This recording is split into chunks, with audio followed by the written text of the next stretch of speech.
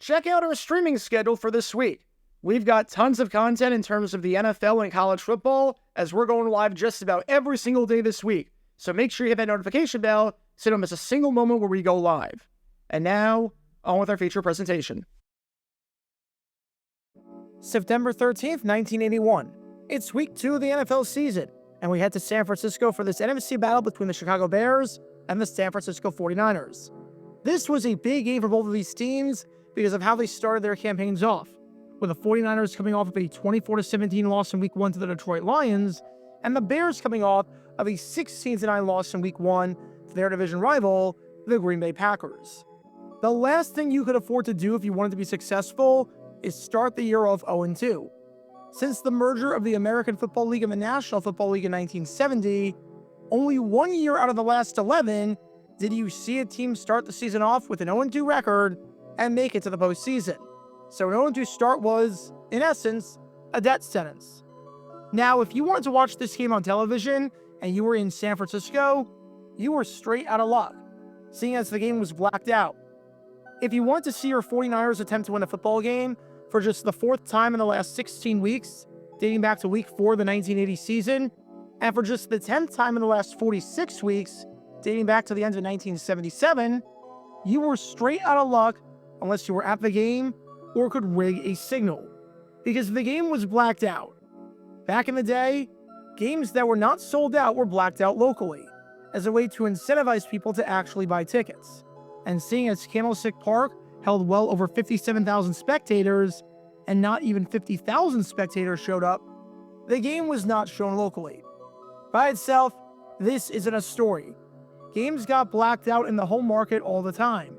And if I did a video on every single time the game got blacked out in the home market, I get bored saying the same thing every single time, or some variation of it.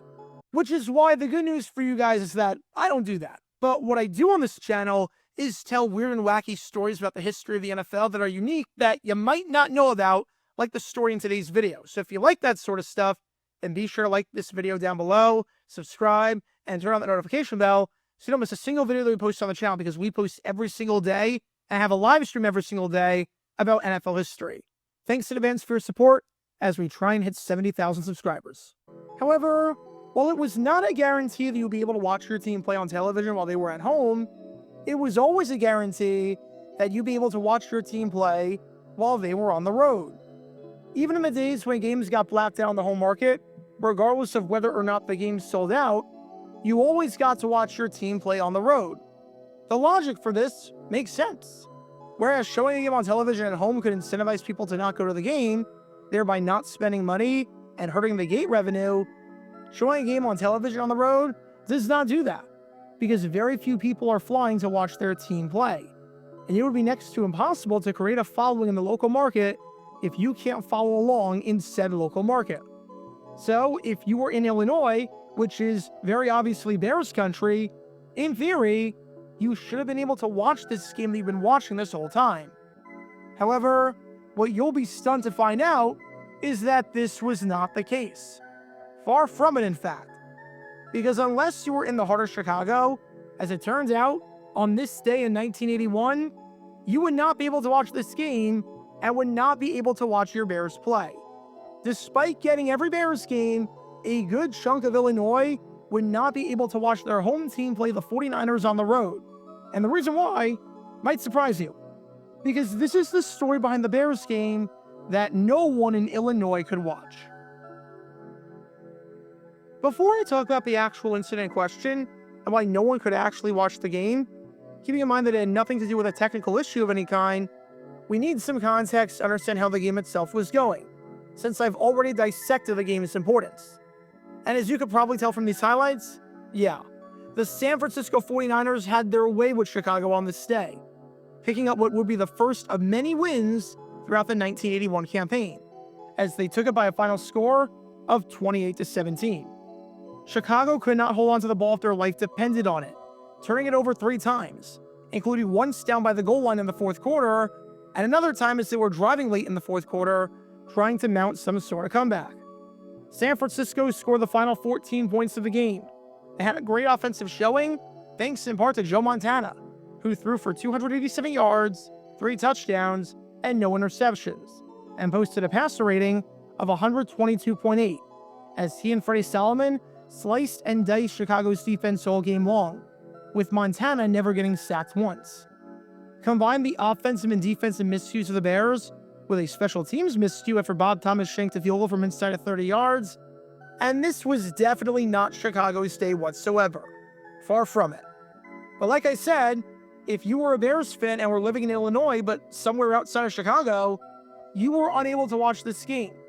In fact, half of the state was unable to watch the Bears lose in frustrating fashion, as if they wanted to follow along, they either had to listen to the radio, or they had to drive to Chicago and find a bar or a motel, or they had to rig some sort of signal.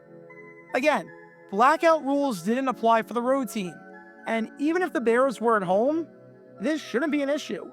Blackout rules only apply within a 75-mile radius of where the team plays its games.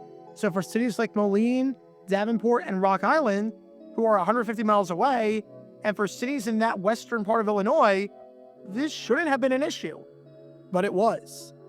And the reason was because there was another big sporting event taking place at the same time that was being broadcast by the same network, CBS. That event, as you might have been able to guess if you remember when they had the rights to it, it was the men's final to the 1981 US Open. One of the best rivalries in all of tennis, with the American John McEnroe going up against the Swede Bjorn Borg, was unfolding at Flushing Meadows for a chance to be crowned the champion at tennis's final major of the year.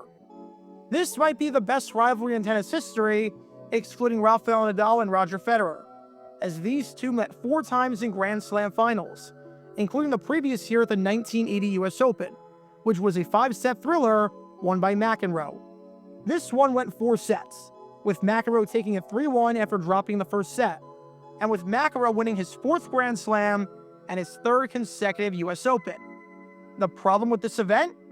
Well, it was the same problem that faced every single US Open. The final, barring any sort of weather delay that pushed action back and made the final occur on a Monday, always coincided with NFL football. CBS not only had the rights to call NFL games, but they had the rights to call this event right here in the US Open, and you couldn't show both at the same time. You can't serve 2 masters, and you can't go split screen besides sticking off a lot of people because TVs were super tiny back then. You'd be able to see nothing.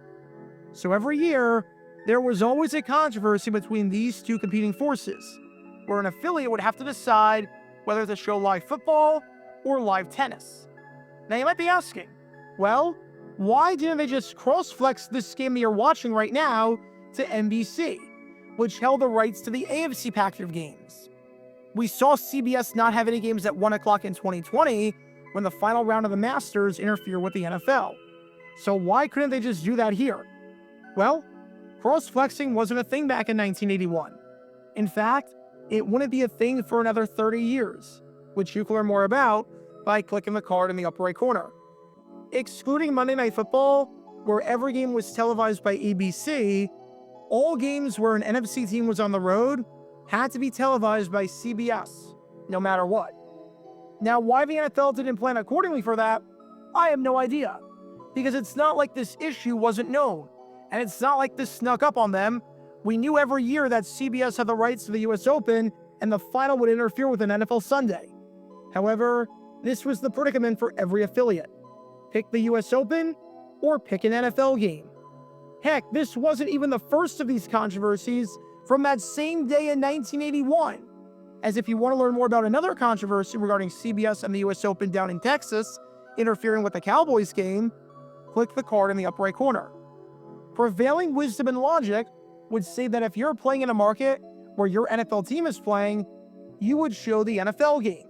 And if your market doesn't have an NFL team, or said NFL team is not playing in that 4 o'clock Eastern window, then you would show the US Open. This gives a best of both worlds scenario for those markets, because NBC can always show a game at 4 o'clock with the NFL. CBS can show tennis, and you, as the viewer, can decide without any outside interference which sporting event you want to watch. But prevailing wisdom and logic didn't apply here.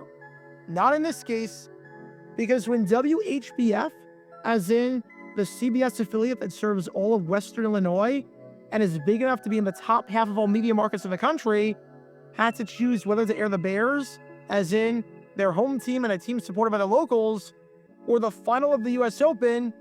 Guess what they decided to choose? That's right, the US Open. They chose the tennis match, meaning that the entire western part of Illinois was straight out of luck if they wanted to watch this game right here. Here it is, right here in the local paper. If you wanted to get your football fix in, you could head over to NBC and watch the Patriots-Eagles game, where the Eagles won 13-3. But if you wanted to get your football fix by watching your favorite team, well, that's too bad. You're straight out of luck. You were stuck watching tennis and finding the results out later, or listening to the radio, or driving out or rigging a signal to get what you needed. But you couldn't watch the Bears comfortably at home. And you might think that this was a case of the head of WHBF, Don Sharp, just being woefully out of touch and having a vendetta against football. Even though he was a sportscaster and was responsible for making a lot of decisions, that doesn't mean that you have to take a liking to every sport. And maybe you like tennis more than football and decide to screw over Bears fans in the area in the process. But here's the bizarre part. Sharp liked football a lot. In fact, he called 2 high school football games on the radio every week during the 1981 season. Here's an advertisement for those broadcasts. Obviously, you're not doing that if you don't like football. He knows the market, and he knows the sport. This isn't a case of an oblivious person. He even said back in a 1979 interview that football was huge and was going to increase in popularity and dominate the sports broadcasting market, saying that it's like that because it's been built up that way. Those still are the things that everybody talks about, not just the sports fan. So the man clearly knew the market for football and knew that people in the area liked it and that it was the dominant television sport. He just decided not to have the game be televised, or at the very least, if the decision was made by the head honchos in New York, didn't campaign hard enough for it to be switched, because in his eyes, and in the eyes of CBS, tennis was more appealing. Call it a sad state of affairs with watching Bears football in 1981 that a sportscaster in Illinois who had the power to make the decision on this one and who liked football felt as though this tennis final was the better option. But based on where the Bears played in this game right here, it's not like he was all that wrong, to be fair. 2 of the all-time greats against a Neil Armstrong team with Vince Evans at quarterback and a team that could do nothing right seems like a mismatch when you put it like that, as bizarre as it might seem. As for what happened after the game between these 2 teams behind me right here, well, it was a pretty good omen for how the rest of the season would go. For Chicago, they would struggle yet again, missing the playoffs with a 6-10 record, and with head coach Neil Armstrong being relieved of his duties at the end of the season. As for the 49ers, this win was win number 1, and would be the first of many wins for them on that 1981 campaign of theirs. They would end the year with a 13-3 record, would get the number 1 seed in the NFC, and would make it to their first and win their first Super Bowl in franchise history, defeating the Cincinnati Bengals at Super Bowl 16 later in the year. To learn more about that game, click the card in the upper right corner. For the record, the MVP of that game was quarterback Joe Montana, who was great against Chicago, and who I just so happened to have his ornament right here behind me on this little NFL player tree that I've got that you'll be seeing for the next few weeks on stream in honor of the Christmas season. There are a ton of angles you can take when dissecting this story. Number 1, it's insane that the NFL never cared about this problem and just let it pester for so long, where CBS affiliates would just not show football games because of their obligation to show the US Open. Number 2, it's insane that a CBS affiliate in Illinois would not show the Bears and would opt to show tennis over their own football team. Number 3, it's insane how bad the Bears were that a station would even consider this for one moment, let alone act on it, and not show the Bears to half of their home state. Really, no one could watch this game. If you were in Illinois and you were not in Chicago, you did not see a second of this game live.